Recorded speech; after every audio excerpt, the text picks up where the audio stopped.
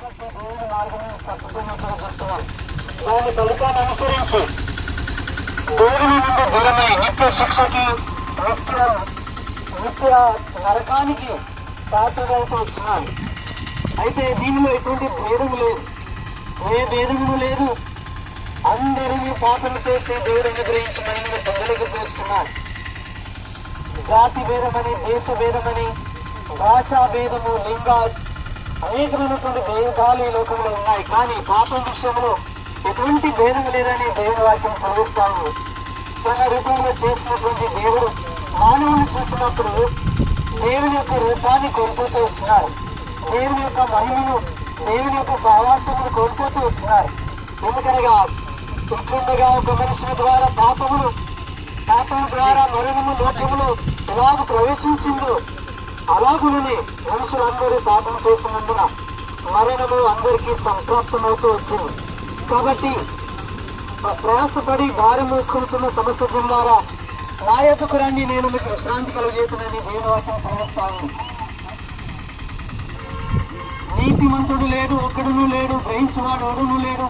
అందరూ పాపం చేసి దేవుడు అనుగ్రహించి మహిమను పొందలేకపోతున్నారు. పాపం చేయక మేలు చేయించిన నీతిమంతుడు యోగ్యమైనది. పాప పరిహారం నిమిత్తం దేవుడు తన సొంత కుమారుని పాప శరీరాకారముతో పంపి ఆయన శరీరం అందు మన పాపడానికి రూపానికి అనుభవించినట్టుగా మనం చూస్తున్నాం.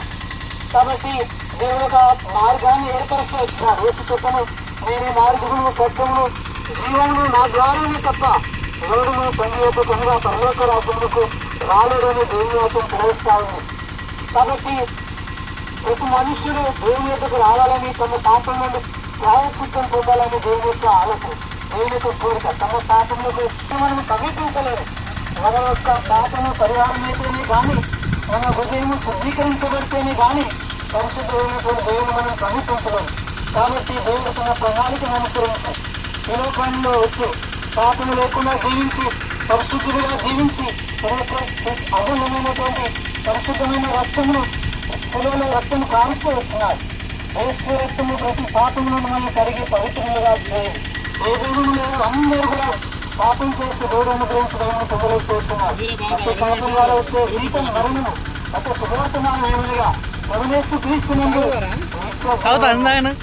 ఆజ్ఞాన కాలములో చూసి చూడనట్టుగా ఉండేది. ఇప్పుడైతే అందరూ అంతటను నారుమంచు పొందవాలని దేవుడు మనుషులకు ఆజ్ఞాపిస్తున్నాడు.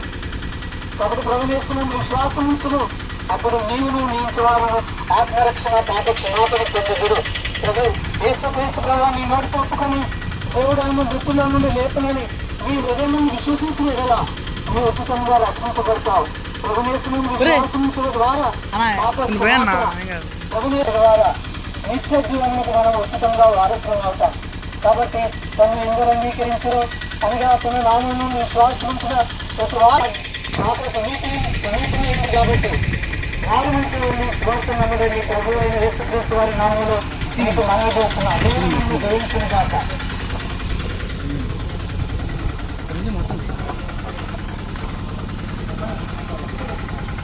మీ కొరకు ప్రార్థన చేస్తాము. ఎక్కడన్నా కూడా ఒక్క నిమిషంలో కళ్ళు మూసుకుని విజ్ఞాపన చేస్తాం. పూర్వకాలంలో ఈ కాలంలో మీరు ప్రేమించి నిర్మించినటువంటి ప్రేమ సువార్తలకు అమ్మాలు చేస్తున్నాం.